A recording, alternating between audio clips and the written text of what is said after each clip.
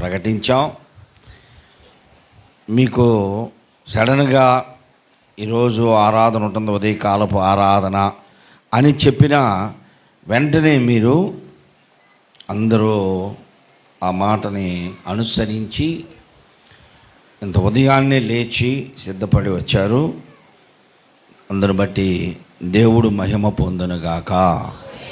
ప్రతి ఆదివారం ఇలాగనే ఈ 2 నెలలు ఈ వేసవి కాలం అంతా ఇలాగనే జరుపుకుందామండి. త్వరగా వాక్యం చెప్తాను, కొన్ని నిమిషాలు వాక్యమేనండి. ప్రకటనలన్నీ తెలిసినాయే, యథాప్రకారం కార్యక్రమాలన్నీ జరుగుతూ ఉంటాయి. వివాహాల కొరకు కూడా నిత్యం ప్రార్థన చేయండి. మనం ప్రతి రాత్రి మీరు ప్రార్థన చేస్తున్నారు.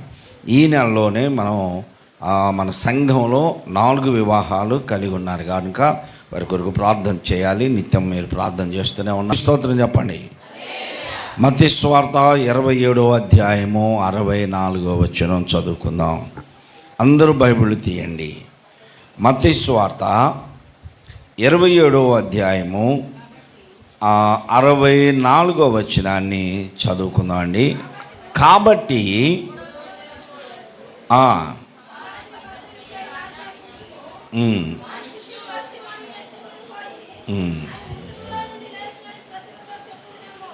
యేసు ప్రభువారు చనిపోయిన తరువాత శనివారం జరిగినటువంటి కార్యక్రమాన్ని మనం చదువుకున్నాం. అయితే మన వాక్య భాగము 62 నుంచి చదువుతున్నాను చూడండి.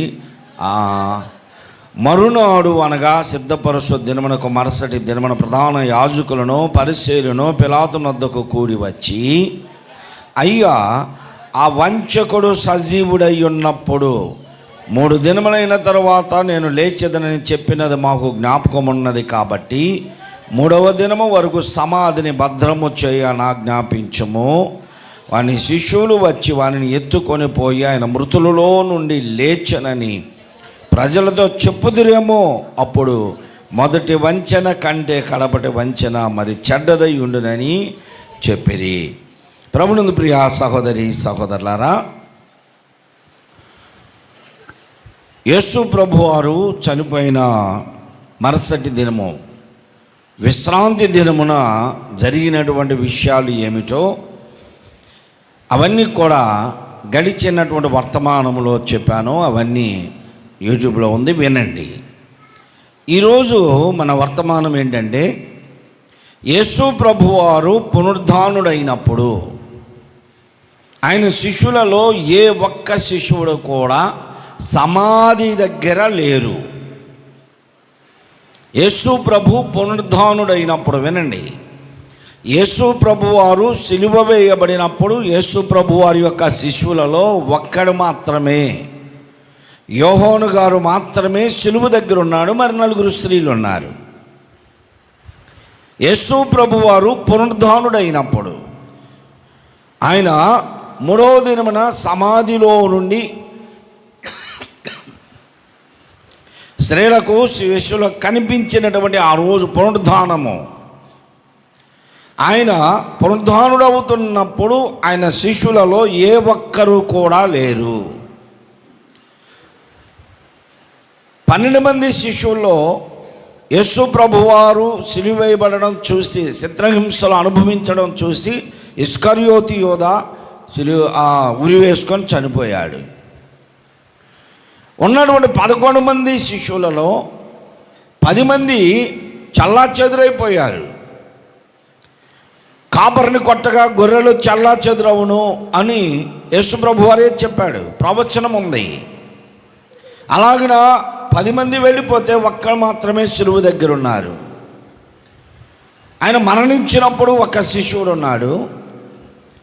ఇప్పుడు పునరుద్ధానుడైన రోజున ఆయన శిష్యులలో కానీ బంధువులలో నెలవైన వారిలో ఆ సిలువ దగ్గర ఉన్నటువంటి స్త్రీలలో ఏ ఒక్కరైనా, యేసు ప్రభువారి శిష్యులలో ఒక్కరైనా, క్రైస్తవులుగా మార్చబడిన వారు ఏ ఒక్కరైనా యేసు ప్రభువారు పునరుద్ధానుడైన రోజు ఎవ్వరూ లేరు. అందరూ అన్యులే ఉన్నారు. యేసు ప్రభువారు పునరుద్ధానమైంది అన్యుల ఎదుట. ఎందుకు అలా జరిగింది? అది ఈరోజు వాక్యం. 3వ దినమున పునరుద్ధానుడయ్యాడు. 40వ దినమున ఆయన ఆరోహణమయ్యాడు. 40వ దినమున ఆరోహణుడయ్యాడు. ఆరోహణమైన దినాన తన శిష్యులు 11 మంది అక్కడే ఉన్నారు. పునరుద్ధానం అప్పుడు శిష్యులు ఎందుకు లేరు? ఆరోహణమైనప్పుడు ఎందుకు శిష్యుల ముందే ఆయన ఆరోహణం కావలసి వచ్చింది? ఈ 2 విషయాలు సాధ్యమైనంత వరకు త్వరగా మనం జ్ఞాపకం చేసుకుందాం. సమయానికే మనం వెళ్ళిపోదాం. దేవునికి స్తోత్రం చెప్పండి. యేసు ప్రభు పునరుద్ధానమైనప్పుడు శిష్యులు ఎందుకు లేరు అంటే, యూదులలో నుండి కొంతమంది యేసు ప్రభు వారిని రక్షకునిగా అంగీకరించారు. దేవుని కుమారుడు ఈయనే అని బలముగా నమ్మారు. అసలు ఈయనే మెస్సియా అని అనేక మంది బలముగా ప్రచారం చేస్తున్నారు. అందువలన యూదులకు కోపం వచ్చింది. యూదులు సహించలేకపోతున్నారు. ఏ మాటను సహించలేకపోతున్నారు? యేసు దేవుడని, యేసు దేవుని కుమారుడని చెప్పుకోవడం, యేసు మెస్సియా అని చెప్పడం యూదులకి నచ్చటం లేదు. ఎందుకు అంటే, ఇప్పుడు ఈయనే మెస్సియా అయితే రాజ్య స్థాపన ఈయన చేయాలి, ప్రత్యేక రాజ్యం ఏర్పడుతుంది, ప్రత్యేకమైనటువంటి ఒక జనాంగం ఏర్పడుతుంది అని ఉన్నటువంటి ప్రభుత్వానికి, ఉన్నటువంటి రాజ్యానికి వారు వ్యతిరేకులవుతారు. ఇప్పుడు ఉన్నటువంటి రాజ్యము పరిపాలిస్తున్నటువంటి పాలకులు ఇప్పుడు ఉన్నటువంటి ప్రభుత్వ ప్రజలకి, ప్రధాన యాజకులకి, మతాధికారులకే సహాయము చేయరిక. అందువలన మతాధికారులే గౌరవించబడాలి, మతాధికారులే పూజించబడాలి. ఈ గౌరవము, ఈ పూజ దేవునికి దక్కాల్సింది ప్రజలు అనుభవిస్తున్నారు. దానిని యేసు ప్రభువారు కఠినముగా, ఖచ్చితంగా ఖండించాడు. అయ్యో వేషధారులైన శాస్త్రులారా, పరిసయ్యులారా, మీరు నిలువుటంగీలు వేస్తారు, మనుషులు ఎదుట నీతిమంతులు అనిపించుకుంటారు, దోమ లేకుండా ఒడియ కట్టి ఒంటెలను మింగుతారు, ఒకని మీ మతంలో కలుపుకున్న తర్వాత వానిని మీకంటే 200 నరక పాత్రునిగా చేస్తారు, మీరు సున్నము కొట్టిన సమాధుల వలె ఉన్నారు. ఎన్ని విషయాలు వారిని గద్దించాడు. ఇప్పుడు వారు అంటున్నటువంటి మాట అదే. వినండి, నా వైపు చూడని. వారు అంటున్నటువంటి మాట ఏంటో తెలుసా? ఎవరినో ఏమంటే మాకెందుకండి, రాజునంటే మాకెందుకు, ప్రభుత్వాలంటే మాకెందుకు. ఇప్పుడు ఎవరిని కదిలించుకున్నాడు? మమ్మల్ని కదిలించాడు. ప్రజల ఎదుట మా గౌరవాన్ని తగ్గించాడు, ప్రజల ఎదుట మమ్మల్ని దూషించాడు, మమ్మల్ని సరిచేసుకోమంటున్నాడు, మా లోపాలని ఎత్తి చూపించాడు ప్రజల ఎదుట. అందువలన అతన్ని మేము విడిచిపెట్టము. మన ముందు, మన ప్రక్క వాళ్ళలో ఇంకొకరిని ఎవరినన్నా దూషిస్తే, తిడితే మనకు సంతోషమే. ఏం ఖండించాం మనం? ఖండిస్తారా? ఆహా, ఖండించరు. పాస్టర్ గారు తిట్టే వాళ్ళతో కలిసి కూర్చొని తిరుగుతుంటారు తెలుసు చాలామంది. పాస్టర్ గారిని తిడుతున్నా సరే, పాస్టర్ గారుగా తిట్టేది మనం పెట్టకుండాలి అని చెప్పేసి కొంతమంది వీళ్ళు బాగ్యకం అవుతారు. అదే మనల్ని అన్నారనుకో, అప్పుడు బయటకు వస్తాం. ఇక్కడ జరిగింది అదే. ఇప్పుడు ఎవరిని ఏమన్నా సరే మాకు అనవసరం.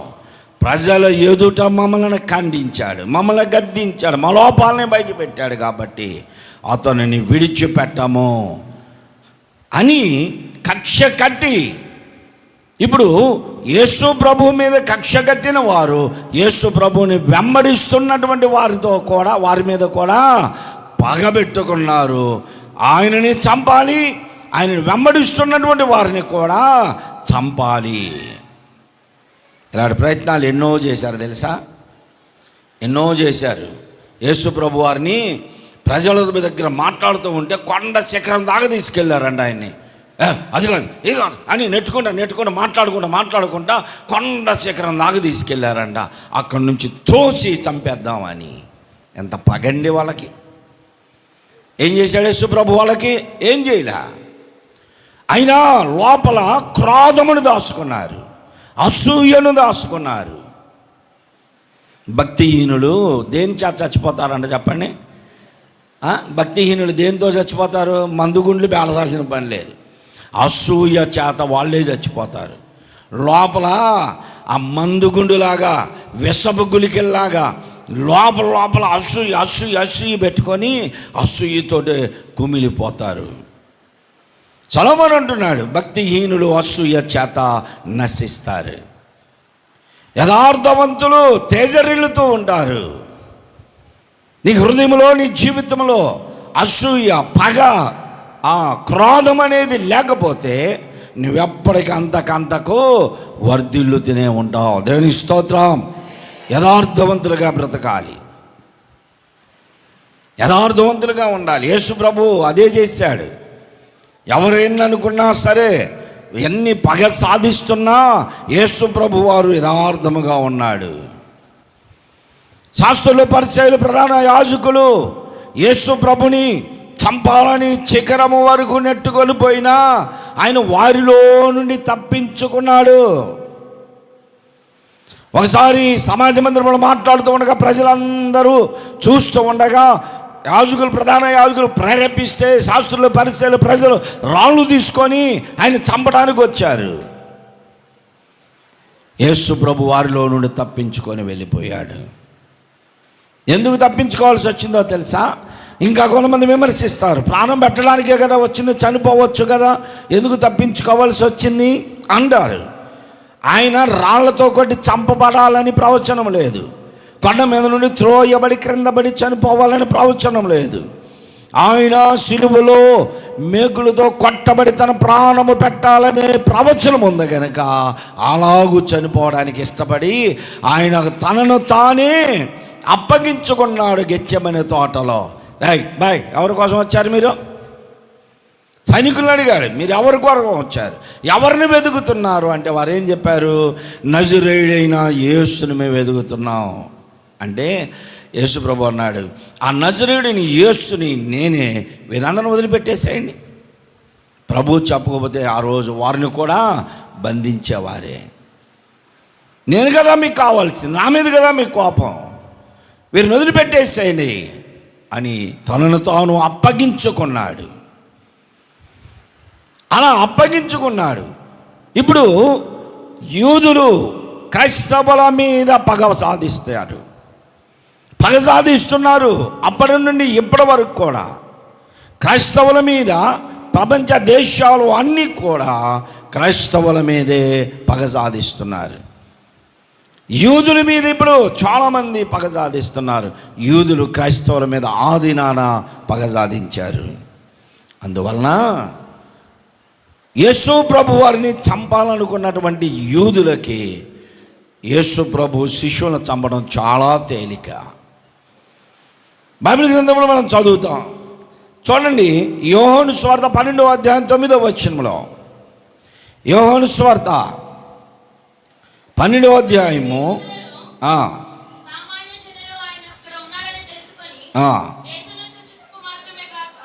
యేసును చూసుటకు మాత్రమే కాక ఎక్కడున్నాడో తెలుసా యేసు ప్రభు వారు? మొదటి వచనం చదమ్మా.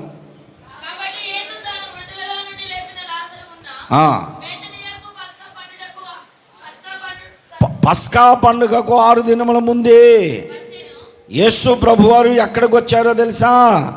బేతనియాకు వచ్చారు. మృతులలో నుండి తాను లేపిన లాజరు ఉన్న బేతనియాకు వారి ఇంటికి వచ్చాడు 6 దినముల ముందే. ఇవన్నీ కూడా మనం హోలీ వీక్లో పరిశుద్ధ వాగ్దాన కోటాల్లో చదువుకుంటూ ఉంటాం, జ్ఞాపకం చేస్తూ ఉంటాం. 6 దినముల ముందే ఆయన అక్కడికి వచ్చాడు. ప్రతిదినము బేతనియా నుండి యెరూషలేముకు రావడం వెళ్ళడం ఇవన్నీ హోలీ వీక్లో మాట్లాడుకున్నాం. ఇప్పుడు అక్కడికి వస్తే ప్రజలంట, అదే మనం 9వ వచనంలో చూసాం, యూదులలో సామాన్య జనులు చూడండి, ఇక్కడ యాజకులు, ప్రధాన యాజకులు కాదు, సామాన్య జనులు యేసు ప్రభువారు బేతనియాలో ఉన్నాడని తెలుసుకున్నారు. యేసును చూచుటకు ప్రజలు గుంపులు పరిగెత్తుతున్నారు. యేసును చూచుటకు మాత్రమే కాదు కానీ మృతులలో నుండి యేసు ప్రభు లేపినటువంటి లాజరును చూడాలని ప్రజలు వేల మంది, అనేక మంది ఆ బేతనియా నిండా వచ్చేసారు. 2-3 కోరికలు ఉన్నాయి వాళ్ళకి. ఏమిటంటే, ఒకటేమో యేసు ప్రభుని చూడాలని, రెండేమో యేసు ప్రభు ద్వారా లేపబడిన లాజరును చూడాలని, మూడేమో రోగులుగా ఉన్నవారు యేసు ప్రభుతో స్వస్థత పొందాలని. ఇలాంటి ఆశలతో వచ్చినటువంటి ప్రజలు గుంపులుగా వచ్చేసారు. బేతనియా గ్రామం అంతా కుప్పలు తెప్పలుగా ప్రజలు ఉన్నారు. ఈ వార్త వెంటనే యాజకులకు తెలిసిపోయింది.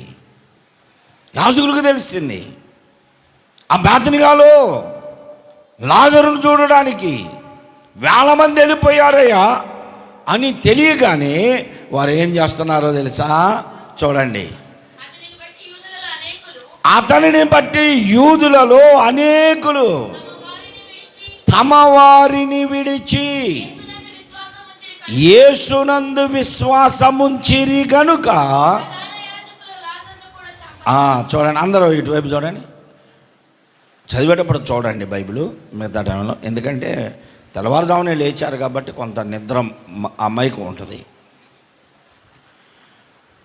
యేసు ప్రభు ద్వారా లేపబడిన లాజరు అనేకులకు మాదిరికరముగా సాక్ష్యంగా బ్రతుకుతూ ఉంటే, అతనిని బట్టి, ఎవరిని బట్టి? లాజరును బట్టి యూదులు, ఇప్పుడు యాజకులను, ప్రధాన యాజకులను దేవుళ్ళుగా పూజించి గౌరవించే యూదులలో అనేక మంది తమ వారిని విడిచి, అంటే ఎవరిని విడిచి? ఇంటి విడిచి కాదు, యాజకులను, ప్రధాన యాజకులను, దేవుళ్ళుగా కొలవాల్సిన పద్ధతిని విడిచి యేసు ప్రభునందు విశ్వాసం ఉంచి ఆయన అంగీకరించారు. దేవునికి స్తోత్రం. ఈ విషయము యెరూషలేములో ఉన్నటువంటి యాజకులకు తెలిసిపోయింది.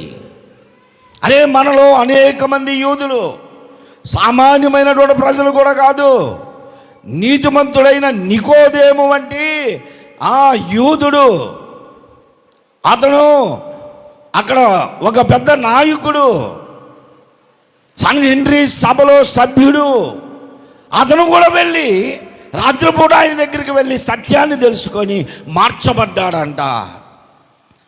ఇంత పెద్ద నాయకుడే మార్చబడితే, నికోదేము వంటి వారు మార్చబడితే, ఇక అందరూ గుంపులుగా మార్చబడతారు.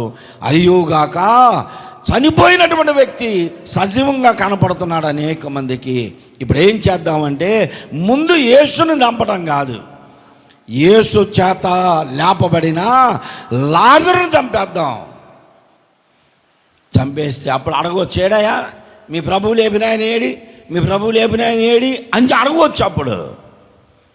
అని యేసు చేత లేపబడిన లాజరును కూడా చంపడానికి వారందరూ అక్కడికి వచ్చేసారు. బేతనియాలోనికి వచ్చేసరికి అందరూ గుంపులుగా బయలుదేరి యేసు ప్రభువుతో కూడా వారందరూ నడుస్తూ యెరూషలేముకు వస్తున్నారు. గుంపులు ఉన్నారు. ఎంతమంది ఉన్నారు, మనం ఏం చేయలేమే. అదిగో యేసు ప్రభు ప్రక్కనే లాజరు కూడా కలిసి నడుస్తున్నాడు. ఇప్పుడు ఏం చేయాలి అని వీళ్ళ హృదయంలో కక్ష ఉన్న వారు కూడా ఆ ప్రజలతోనే కలిసి యెరూషలేముకు ఆ విజయోత్సవంలో పాలు పొందారు. దేవునికి స్తోత్రం. వీళ్ళకి ఇష్టం ఉండనే ఇష్టం లేకపోని ఇష్టం వలని ఇష్టం లేకపోని వీళ్ళందరూ ఖర్జూర మాటలు పట్టుకొని వస్తూ ఉంటే యెరూషలేముకి హోసన్నా జయము అంటే మిగిలిన వాళ్ళు వాళ్ళకి ఇష్టం ఉన్నా లేకపోయినా వీళ్ళు మెదలకుండా వచ్చారనుకో, ఏం మీకు ఇష్టం లేదా అంటారని వాళ్ళు హోసన్నా జయము అన్నప్పుడల్లా వీళ్ళు కూడా జయము అంటున్నారు. కానీ హృదయములో పగ దాచుకున్నారు. ఆ ప్రజల్లో కలిసిపోయి పగేమో లోపల దాచుకున్నారు, పగ లోపల దాచుకున్నారు, నవ్వునేమో పెదాల మీద పంపుకున్నారు. ఎంతోమంది ఉన్నారు. ఎలాంటి వారిని ఏమంటారు? కపట నాటక సూత్రధారులు, వేషధారులు. లోపలేమో పగ. పాస్టర్ గారు అంటే కనపడగానే బాగా ఆ నవ్వు ఎమ్మని తెలిసిపోద్ది. హృదయంలో నుండి వచ్చే నవ్వు పెదాల మీద ఉండే నవ్వు వెంటనే అర్థమైపోద్ది. నువ్వు ప్రేమిస్తున్నావా, పగ సాధిస్తున్నావా? ఎవరి మీదైనా, కుటుంబీకులైనా ఎవరైనా ఒకటే. యేసు ప్రభు మీద వారు పగన పెట్టుకున్నారు. ప్రజలలో కలిసి వస్తున్నారు. యేసు ప్రభును చంపాలనుకున్నారు. యేసు ప్రభు శిశువులను చంపాలనుకున్నారు. యేసు ప్రభు ద్వారా లేపబడిన లాజరును చంపాలనుకున్నారు. ఇంత కక్షపూరితమైన ధోరణి కలిగి ఉన్నారు. అది వీలు కావట్లా. ఇప్పుడు ఎందుకు వీరంతా మాట్లాడుకుంటున్నారంటే 11వ అధ్యాయం 45వ వచనం చూడండి. 11వ అధ్యాయం 45వ వచనం.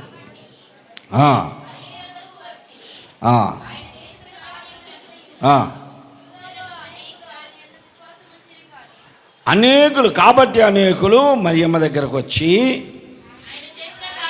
యేసు ప్రభువారు చేసిన కార్యములను చూసి యూదులలో అనేకులు ప్రభునందు విశ్వాసం ఉంచారు. మరియమ్మ దగ్గరకు కూడా వచ్చారంటే మరియమ్మ తమ్ముడే కదా ఈ లాజరు. వీళ్ళు అక్క తమ్ముడు అన్నాజీల్లో లాజరును చూస్తున్నారు. మరొక విషయం ఏంటంటే మరియమ్మను కూడా చూశారు. ఏ మరియమ్మ? బేతనియాలోని లాజరు సహోదరి అయిన మరియమ్మను చూశారు. ఎందుకు అంటే ఆమె జీవితం యేసు ప్రభు రాకముందు, యేసు ప్రభుని అంగీకరించక ముందు ఆమె జీవితం వేరు. ఇప్పుడు ప్రభువు దగ్గరికి వచ్చిన తర్వాత ప్రభు పాదాల దగ్గర ఆమె వాక్యమును, సత్యమును గ్రహించిన తర్వాత ఇప్పుడు వేరైపోయింది ఆమె జీవితం.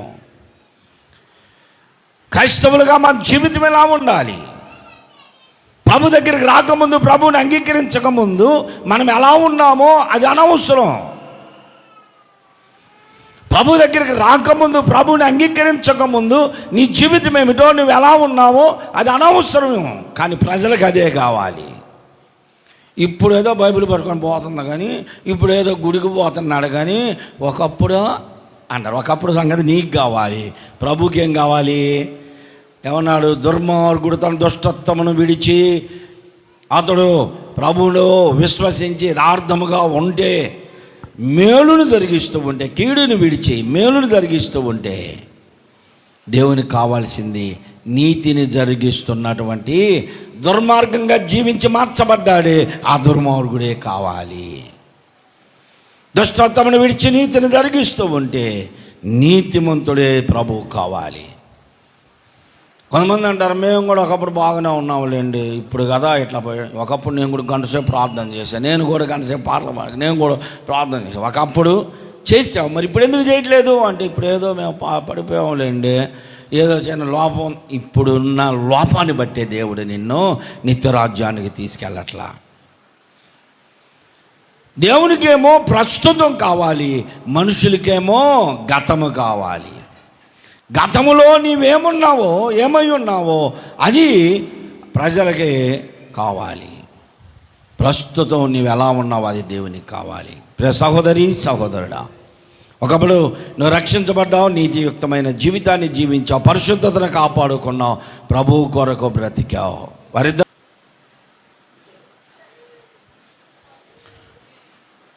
ప్రస్తుతం ఉన్నటువంటి స్థితి, నువ్వు ఎలా ఉన్నావు, ఏం చేస్తున్నావు అది దేవునికి కావాలి. ఒకప్పుడు పరిశుద్ధతను కాపాడుకున్నావు, నీతియుక్తమైన జీవితం జీవించావు, దేవుని కొరకు బ్రతికావు. కానీ ఇప్పుడేమో పడిపోయావు కదా.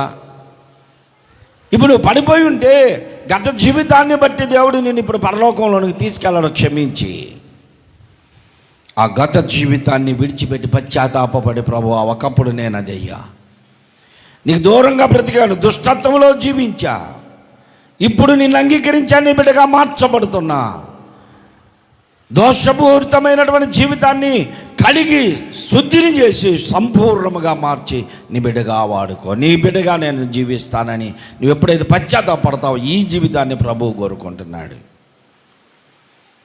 వారందరూ ప్రభు దగ్గరికి రావడం చూసి మరియమ్మ గారిని చూసి అనేక మంది మార్చబడ్డారు. ఆ జీవితం ఒకప్పుడు వేరుగా ఉండేది. ఇప్పుడు ప్రభు దగ్గర ఆయన పాదముల దగ్గర కూర్చొని సత్యమును గ్రహించి అడిగి తెలుసుకొని జీవితము మార్చబడింది.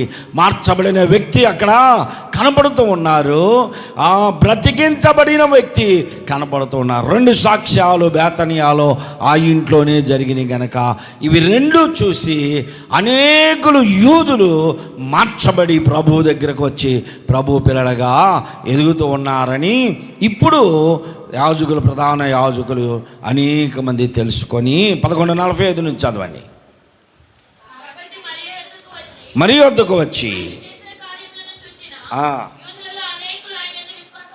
ఆయన చేసిన కార్యములను చూసిన యూదులు అనేకులు ఆయన యందు విశ్వాసం ఉంచారు. ఇప్పుడు ఆ పాత జీవితాన్ని మార్చబడి వారు కూడా ఇప్పుడు ధర్మశాస్త్ర సంబంధమైన ఈ నీతియుక్తమైన జీవితం కంటే నీతిమంతుడైన ప్రభు ఏనా ఉన్నాడని మార్చబడ్డారు. కానీ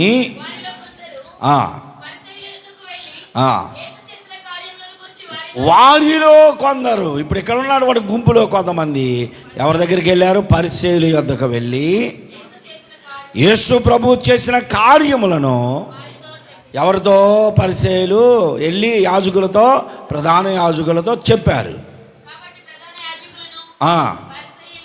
కాబట్టి ప్రధాన యాజకులను పరిసయ్యులను మహాసభను సమకూర్చారు. మనమేం చేస్తున్నాం? అసలు ఈ మనుష్యుడు అనేకమైన సూచక క్రియలు చేయుచున్నాడే, ఆయన్ని మనం ఎలాగనే చూస్తూ వదిలిపెడితే ఊరకుండిని ఎడలా అందరూ ఆయన యందే విశ్వాసం ఉంచుతారు. అప్పుడు రోమీయులు వచ్చి మన స్థలమును, మన జనాంగమును ఆక్రమించుకుంటారు. వాళ్ళ భయం ఏంటంటే, ఇప్పుడు అందరూ వినండి, దేవుని స్తోత్రం చెప్పండి. మార్చబడినటువంటి వ్యక్తి మరియమ్మ గారు, లేపబడిన వ్యక్తి, మృతులలో నుండి లేపబడిన వ్యక్తి లాజరు గారు యేసు ప్రభుతోనే ఉన్నారు. చూసినటువంటి ప్రజలు అనేక మంది తమ వారిని విడిచి ప్రభునందు విశ్వాసం ఉంచి క్రైస్తవులుగా మార్చబడ్డారు. ఈ విషయం చూసి కొంతమంది పరిసయ్యులు, వినాలి మీరు ఎప్పుడైనా సరే బైబిల్లో, పరిసయ్యులు, శాస్త్రులు, యాజకులు, ప్రధాన యాజకులు అని వచ్చినప్పుడు వారి పనులేమిటో తెలుసుకోవాలి. శాస్త్రులు ఎప్పుడు బైబిల్ ధర్మశాస్త్రాన్ని చదువుతారు. ధర్మశాస్త్రమును చదివి ఎప్పుడు అందులో ఉన్నటువంటి నియమ నిబంధనలు ప్రజలకు బోధిస్తారు. పరిసయ్యులు వారు ఏమి చెబుతున్నారో దానినే వీరు అనుసరిస్తూ ప్రజలను కూడా అలాగే అనుసరించమని చెబుతారు. పరిసయ్యులు ఏమనుసరించాలంట? యేసుప్రభుని అడిగారు, ఏం బోధకుడు నువ్వు? నీ శిష్యులు తినే ముందు చేతులు కడుక్కోరు, సంతానం నుండి వచ్చినాక నీళ్లు జల్లుకోరు. మోషే గారి శిష్యులు ఎంత పవిత్రంగా ఉండేవారో తెలుసా అన్నారు. ఇప్పుడు నేను యేసు ప్రభు శిష్యుని, మోషే గారి శిష్యులు మీలో చాలామంది ఉన్నారు. ఎలాగా? ఈ ఆచారాలు చేయటం, నీళ్ళు జల్లుకోవటం, ఇవన్నీ విడమరి చెబితే చాలా సమయం అదే వదిలే.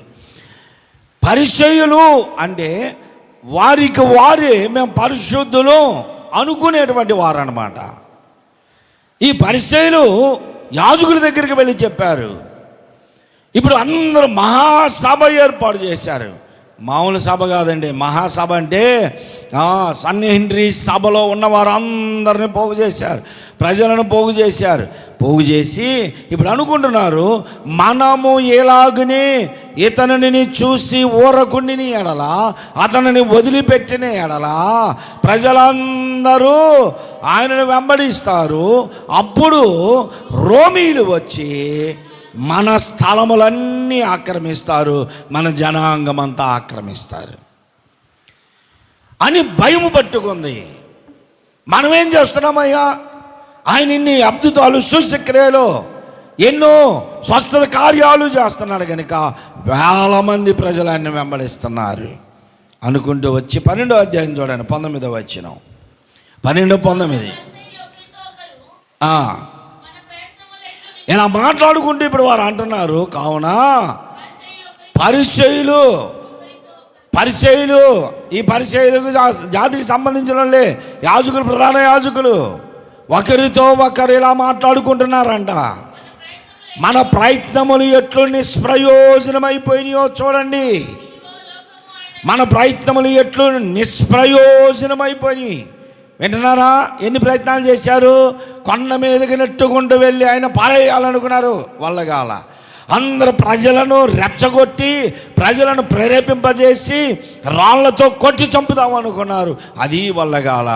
ఈ రెండు వల్లగాక ప్రజలకు వెళ్ళి ఆయన మీద చెడు ప్రచారం చేశారు, అది కూడా వారి వలన కాల. అందుకని ఇప్పుడు అంటున్నాడు, మన ప్రయత్నములు ఎట్లు నిష్ప్రయోజనమైపోయినాయో చూడండి. ఇన్ని ప్రయత్నాలు చేశాం మనం.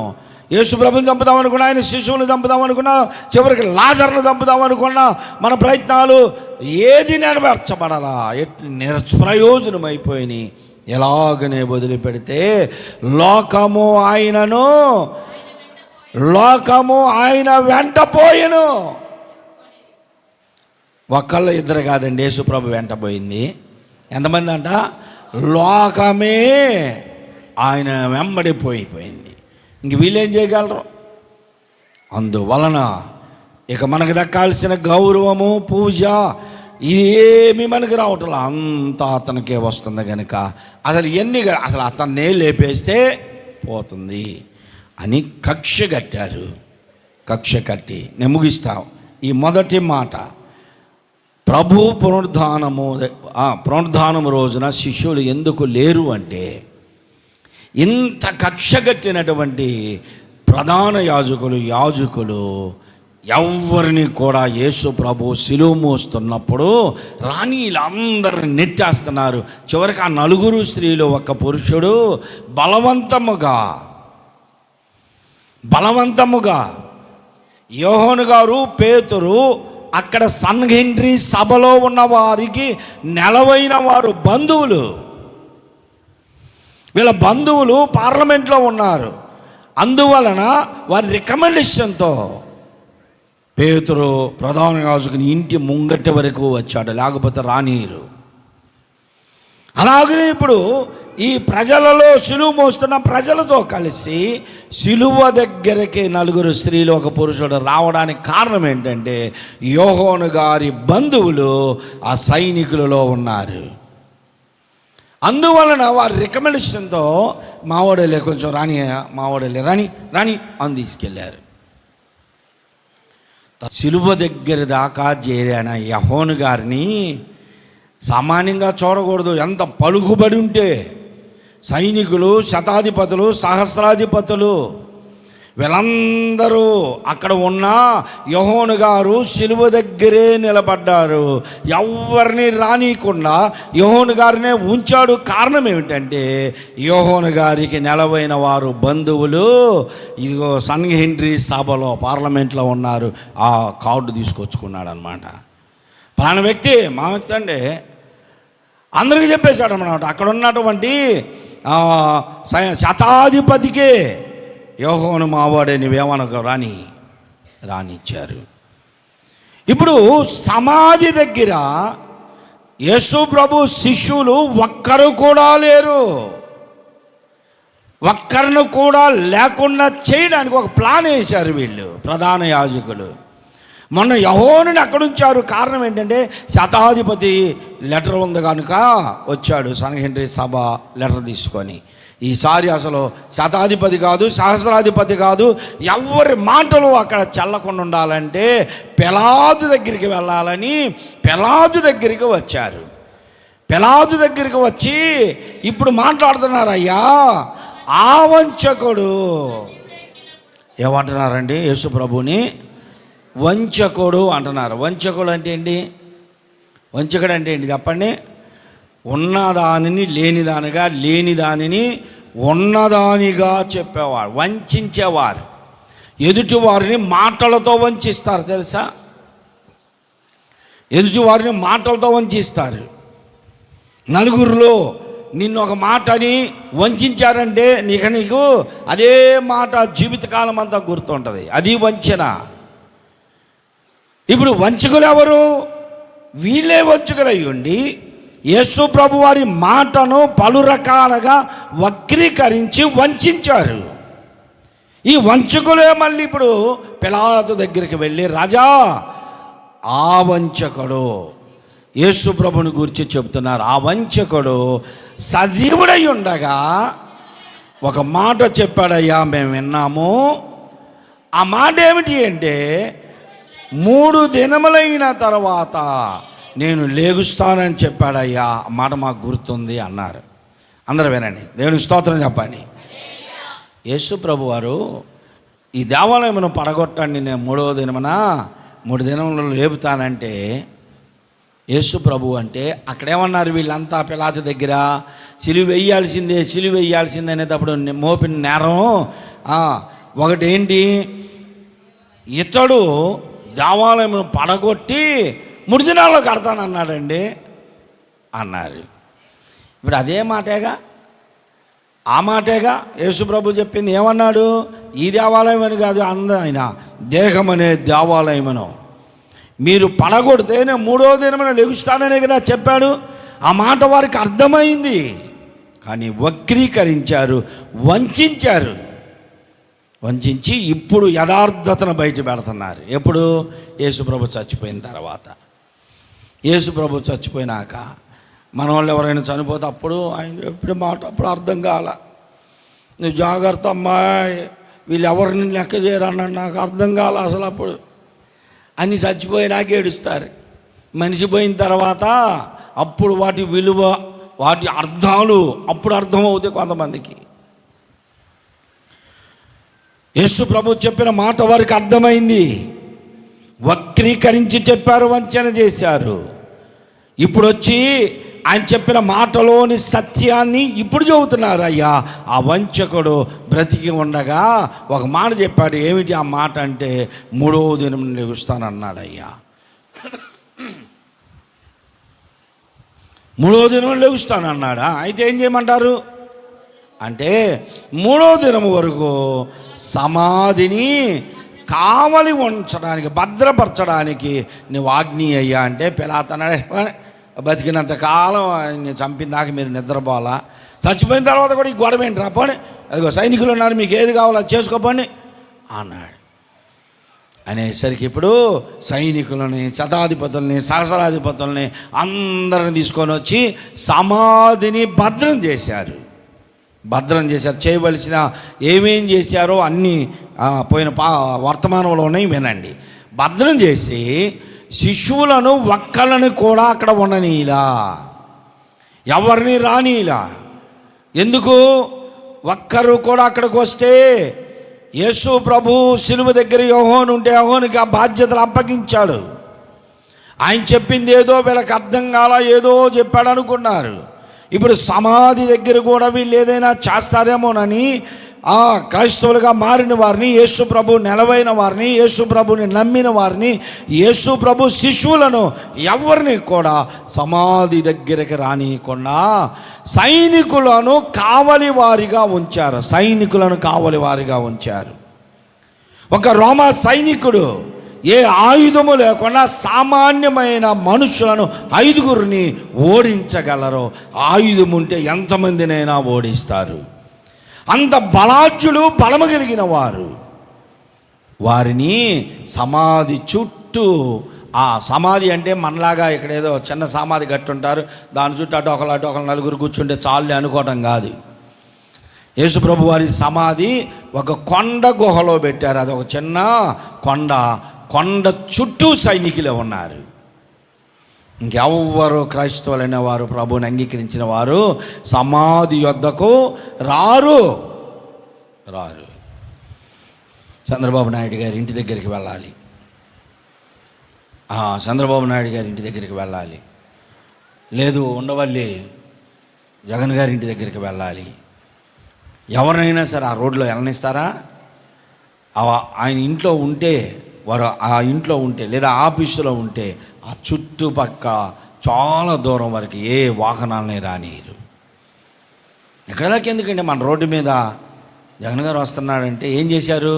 చుట్టూ బాజులే బాతేశారు, అసలు ఇళ్లలో నుంచి బయటికి రాకుండా. చంద్రబాబు నాయుడు గారు వస్తున్నారంటే గన్ పెట్టుకొని అందరూ ఎదురు ఆయనకి వెళ్ళి చూడరు, ఇటు తిరిగి మనకెళ్ళి చూస్తుంటారు. ఎందుకు?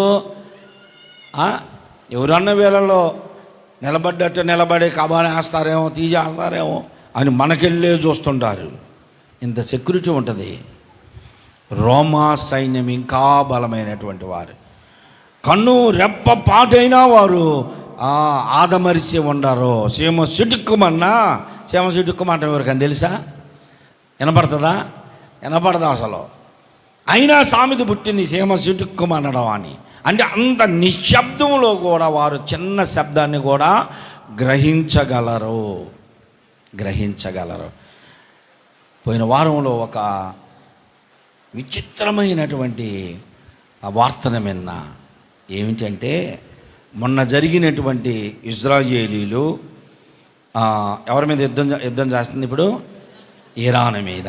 ఇరానులో తప్పిపోయిన అమెరికా సైనికుణ్ణి కనిపెట్టడానికి వారు వాడినటువంటి వెపన్స్ కానీ, వారు వాడిన ఇంటెలిజెన్స్ రిపోర్ట్స్ కానీ వారు చెబుతుంటే ఆశ్చర్యం వేసింది.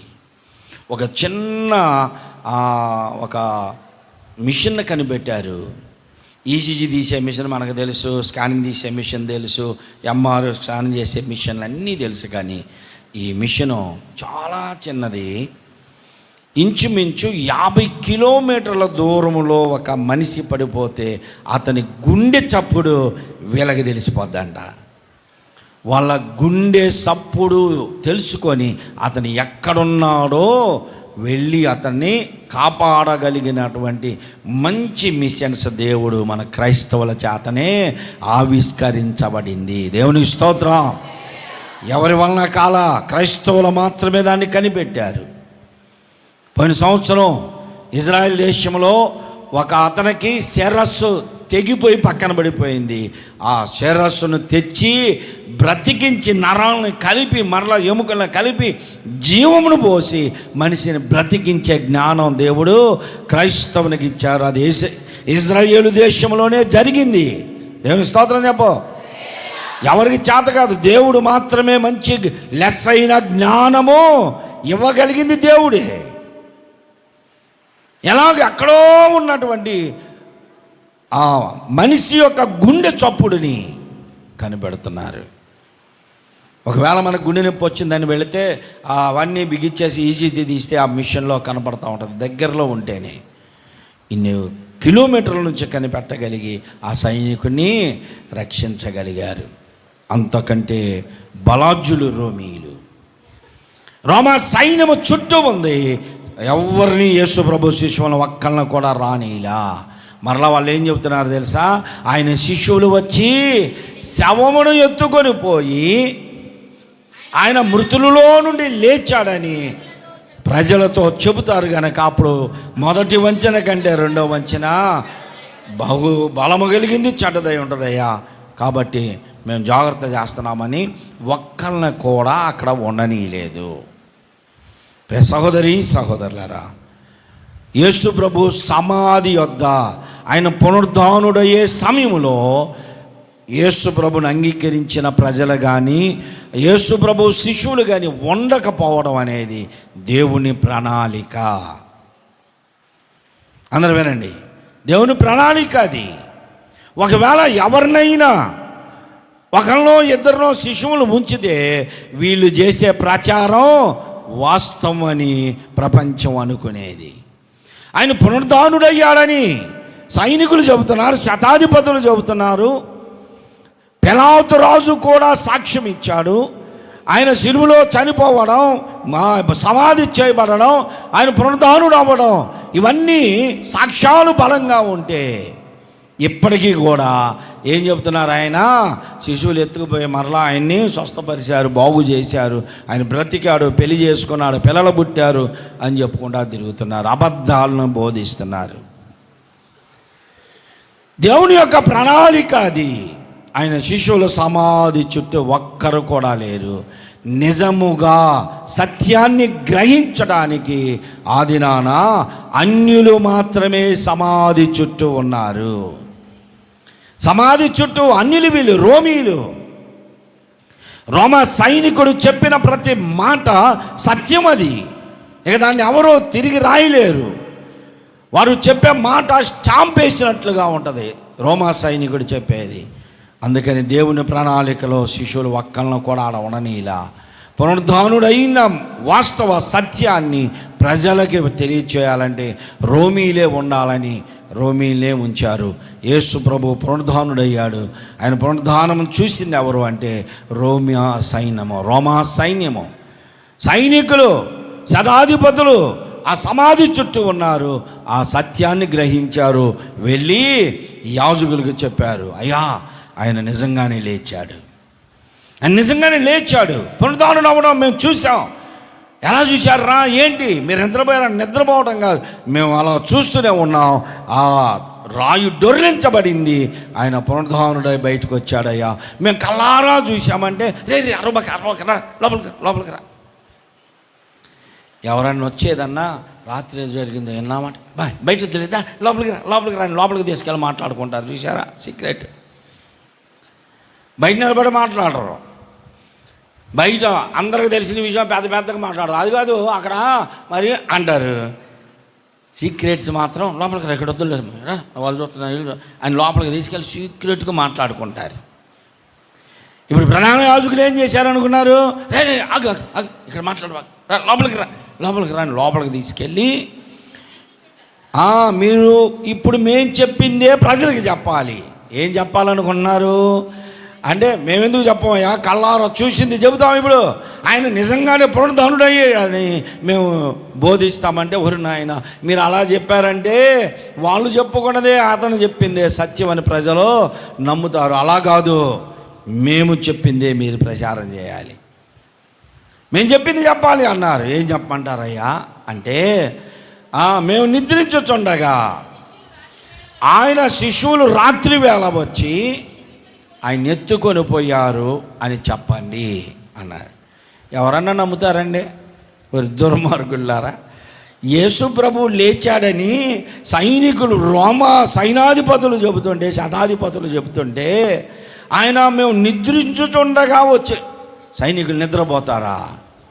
ఒక సీఎంఓ, పిఎంఓ, ఎంపీనో, ఎమ్మెల్యేనో ఇంటి ముందు గార్డుగా పెట్టుకున్నటువంటి సెక్యూరిటీ నిద్రపోవటానికి వారు డబ్బులు ఇచ్చేది. నీ ఇంటి ముందు కావాలి వారిని, సెక్యూరిటీ గార్డుని ఎందుకు పెట్టుకుంటావు? నీవు సుఖంగా నిద్రపోవాలంటే వాళ్ళు మేలుకొని ఉండాలి. వాళ్ళు మేలుకొని లేకుండా వాళ్ళు నిద్రపోతూ ఉన్నారనుకోండి, ఏం జరిగింది చెప్పండి? దేవుని స్తోత్రం చెప్పండి. మొన్న ఒక సహోదరుడు ఇక్కడే రాజేంద్ర నగర్లో కిషోర్ బండి పెట్టి పక్కన అపార్ట్మెంట్కి సెక్యూరిటీ గార్డుగా ఉన్నాడు ఒక అబ్బాయి, మనపేటలోనే. అబ్బాయి దగ్గర 35,000 రూపాయల ఫోన్ ఉంది, సెక్యూరిటీ గార్డుగా చేసే అబ్బాయి దగ్గర. రాత్రి 1 గంట దాకా కుర్చీలో కూర్చొని అన్నీ గెలుగుతూనే ఉన్నాడు. జనం ఎవరు లేరు, ఒక్కరు లేరు. అటు ఇటు చూశాడు. అతను ఏం చేశాడంటే జేబులో పెట్టుకొని ఆ కుర్చీ మీద అట్నే నిద్రపోయాడు. ఈ అబ్బాయిని కనిపెడుతున్నారు, రోజు పెద్ద ఫోన్లు వాడుతున్నాడు, బాగానే ఉన్నాడని. ఇద్దరు వచ్చారు, అటు ఒకసారి ఇటు ఒకసారి తిరిగారు. నిద్రపోతుంటే మెల్లగా లాక్కొని వెళ్ళిపోయారు.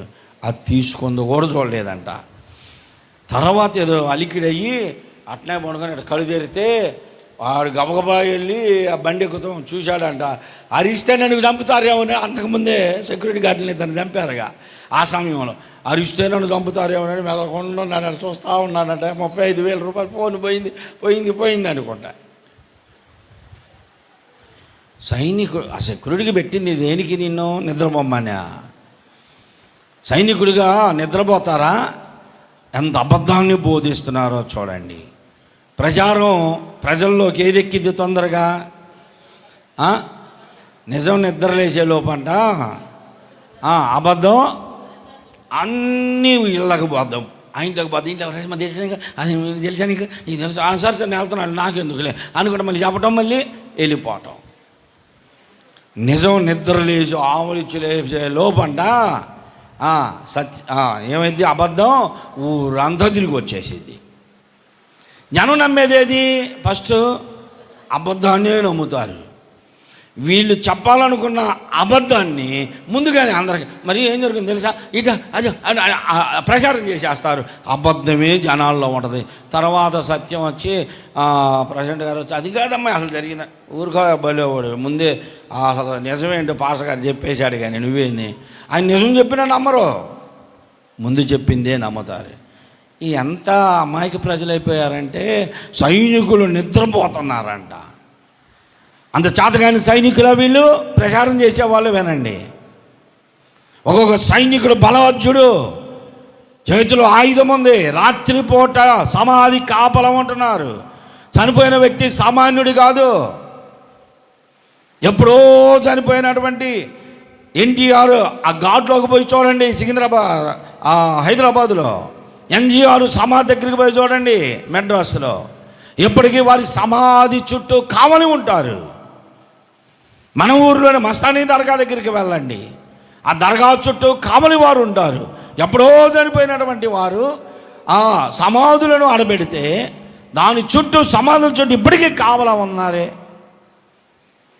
నిన్న చనిపోయి సమాధి చేయబడ్డ వివాదాలలో చిక్కుకున్నటువంటి వ్యక్తి ఆయన సమాధి కావల వారు నిద్రపోతారా? ఇంత ఎర్రివారా ప్రజలు? కానీ ప్రధాన యాజకులు బోధించమంటున్నారు, మేము చెప్పిన అబద్ధాన్ని మీరు ఇప్పుడు ఏం చెప్పాలంట? సత్యంగా నమ్మించండి. అబద్ధాన్ని ఏం చేయాలా? సత్యంగా నమ్మించాలి. ఈ అబద్ధాన్ని సత్యంగా నమ్మించడానికి చెప్పేవాళ్ళు మొట్టమొదటి ఏం చెబుతారు చెప్పండి? ఏం చెబుతారు? మా అమ్మ చచ్చిపోయింది, నేను 10 సార్లు అయినా మా అమ్మ మీద ఒట్టమ్మా అంట. మా అమ్మ లేదుగా, మా నాన్న మీద ఒట్టమ్మా నువ్వు చెబుతా నమ్మవుగా. ఈ అబద్ధమే. మళ్ళీ ఇంకెవరి మీద వేస్తాం? ఇంకెవరి మీద? అవసరమైతే మీ అమ్మ మీద, మీ నాన్న మీద అంటాం. ఇంకా అన్నిటికీ లోకుకు దొరికేది ఎవరంటే దేవుడు. దేవుని మీద ఒట్టమ్మాయి 10 మంది గట్టిని ఇంట్లో ఉన్నవి చెబుతున్నా. ఎన్ని అబద్ధాన్ని సత్యంగా చెప్పడానికి ఎన్ని రకాలుగైనా ప్రయత్నం చేస్తారు. కొంతమంది అయితే అసలు గోడ పెట్టేస్తారండి అబద్ధాలతో, నమ్మేస్తారు. తడికిలాగా ఉండదు, గోడే అసలు పెట్టారంటే దునగన గుద్దినగన గోడ పడదు. అబద్ధాలే సత్యంగా ప్రచారాల్లో ఉంటాయి. ఇప్పుడు వీళ్ళు చెబుతున్నారు మేం చెప్పిందే చెప్పాలా. ఏం చెప్పారమ్మా లేలమ్మా? ఏం చెప్పారు వాళ్ళు? మేము నిద్రించుచుండగా రాత్రి వేళ మేము నిద్రపోతున్నాం, సోమరులు మేము. ఈ మాట వింటే పిలాతు ఏం చేయాలి? వీళ్ళ శిరస్సులో ఖండించాలి అంటనే. ఆ భయం వాళ్ళకు కూడా ఉందో చూడండి. వాళ్ళు కూడా అంటున్నారు, అయ్యా మీరు ఒకవేళ మీరు బోధించమన్న అబద్ధాన్ని మేము బోధిస్తే, అధికారులకి ఈ వార్త తెలిస్తే మేము బ్రతుకుతామా? శిరఛేదం చేసేస్తాడు పిలాతు వెంటనే. అంటే వీళ్ళు ఏమంటున్నారు తెలుసా? మీకెందుకు అసలు ఇది అధిపతి చెవి దాకా పోకుండా మేము కదా కంట్రోల్ చేస్తాం. ఒకవేళ తెలిస్తే మేము దాన్ని సమ్మతపరుస్తాం, సమాధానపరుస్తాం. మీకేం తొందర కలగదు, మీకేం కలవరం లేదు. పోండి, ఇక ఇప్పటి నుంచి మీరు చెప్పాల్సింది ఏంటి? చూసిన సత్యాన్ని కాదు, ఆయన పునరుద్ధానుడు అయ్యాడనే మాట చెప్పొద్దు. ఏం చెప్పాలి ఇప్పుడు? ఆయన రాత్రి ఆయన శిశువులు వచ్చారు, పేతురు యెహోవాలు వచ్చారు, యేసుప్రభుని తీసుకెళ్ళిపోయారు. ఆయన శిశువులు వచ్చారు, శవాన్ని మోసుకుపోయారు అని చెప్పుకుంటూ తిరగండి అని చెప్పించారు. ప్రియ సహోదరి సహోదరులారా, యేసు ప్రభు వారి యొక్క పునరుద్ధానము అన్యుల ఎదుట జరిగింది. కారణం ఏమిటంటే, ఒకవేళ అదే శిలువ దగ్గర ఉన్నట్లు శిశువులు ఎవరన్నా ఉన్నారే అనుకోండి, ఏం ప్రచారం జరిగేది? ఇప్పుడు నిజంగానే ఆయన శిష్యులు ఉన్నారు కదా అక్కడ, వారే ఆ శవాన్ని తీసుకెళ్లారు. ఆయన ఎందుకు బతికాడు, బలేవాడివే, ఆయన బ్రతకలా అని ప్రచారం జరిగేది. అందుకనే దేవుని యొక్క ప్రణాళిక పునరుద్ధానం అయ్యేటప్పుడు అన్యులు మాత్రమే ఉండాలి. ఇది కారణం. మరొక రెండో మాట ఉంది. అదేమిటంటే ఆయన ఆరోహణమయ్యే సమయంలో శిశువులందరూ అక్కడే ఉన్నారు. ఎందుకు? అది మరో మెసేజ్లో విందాం. దేవుడి మాటలు దీవించునుగాక. ఆమేన్. అందరూ తలలు వంచండి, కళ్ళు మూసుకోండి. అందరూ తలలు వంచి కళ్ళు మూసుకోండి. ఒకసారి లేచి నిలబడండి. అందరూ లేచి నిలబడండి. అందరూ లేచి నిలబడండి. ఎందుకంటే ఇరుకిరుగ్గా కూర్చున్నారు కదా, కాళ్ళు పట్టుకుపోయి ఉంటాయి.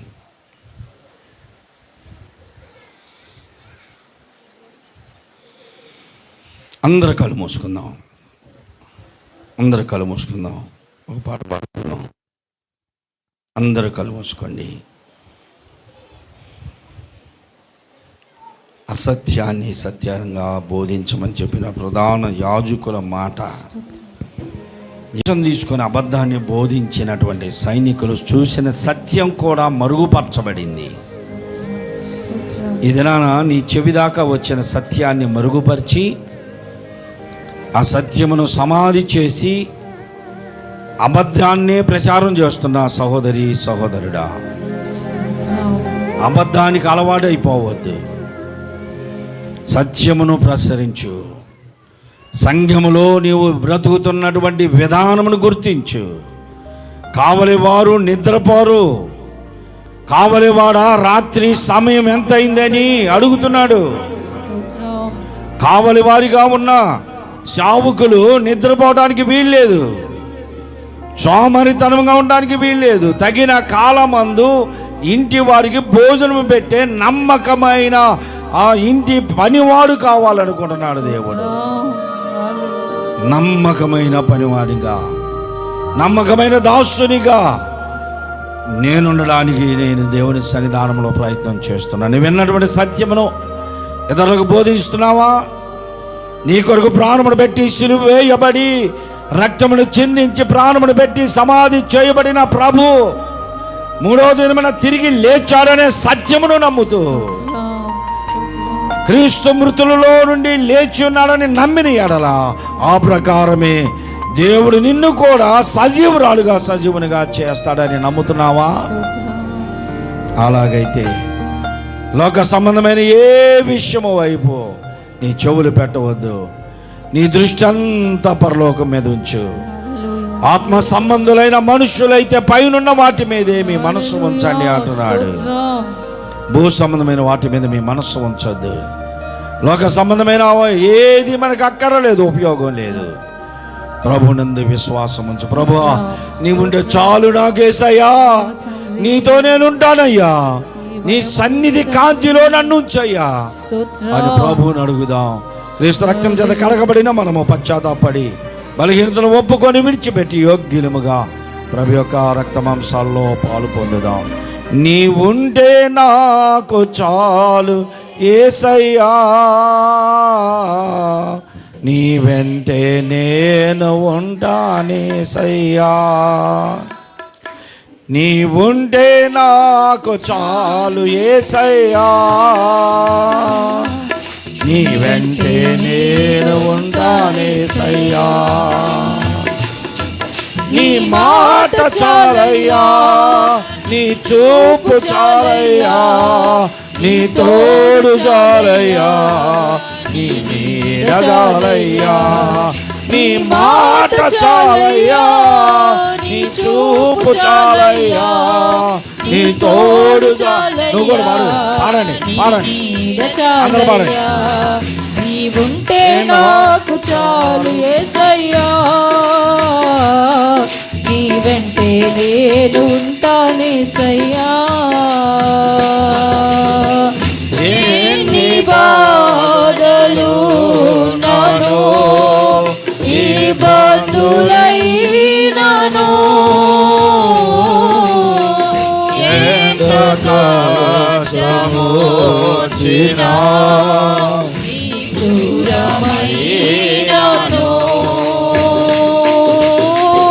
ఎన్ని బాధలు నాను ఇబ్బందులైనను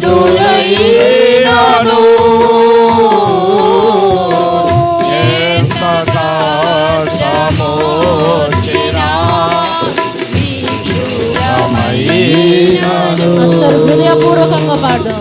నీ మాట చాలయ్యా, అవునయ్యా, నీ చూపు చాలయ్యా, నీ తోడు చాలయ్యా, అవునయ్యా, నీ మాట చాలయ్యా, నీ చూపు చాలయ్యా, నీ తోడు చాలయ్యా, నీ నీడ చాలయ్యా, నీ ఉంటే నాకు చాలు యేసయ్యా. అవునయ్యా,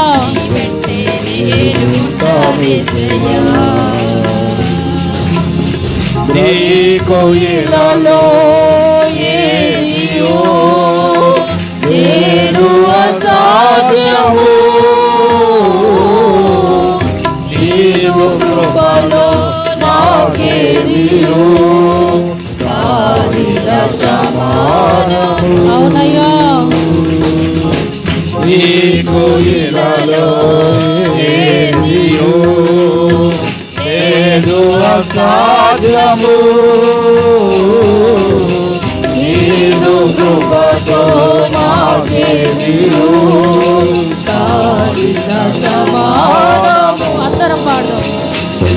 నీ మాట చాలయ్యా, నీ చూపు చాలయ్యా, నీ తోడు చాలయ్యా, నీ నీడ చాలయ్యా, నీ మాట చాలయ్యా.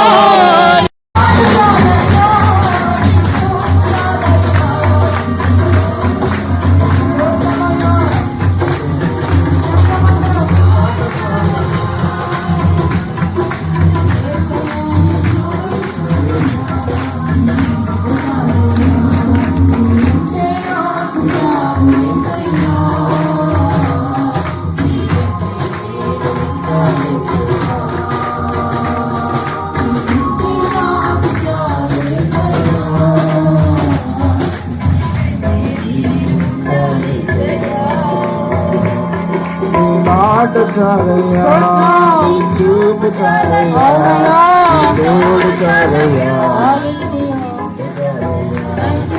మాట చాలయ్యా, నీ చూపు చాలయ్యా, నీ తోడు చాలయ్యా, నీ మాట చాలయ్యా, చూపు చాలయ్యా,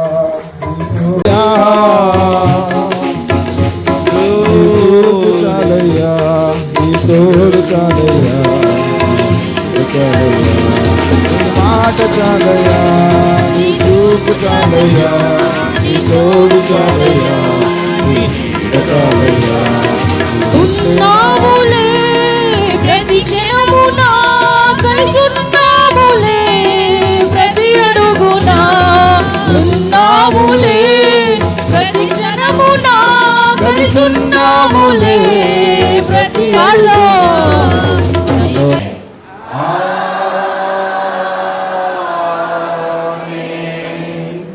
ఆమేన్.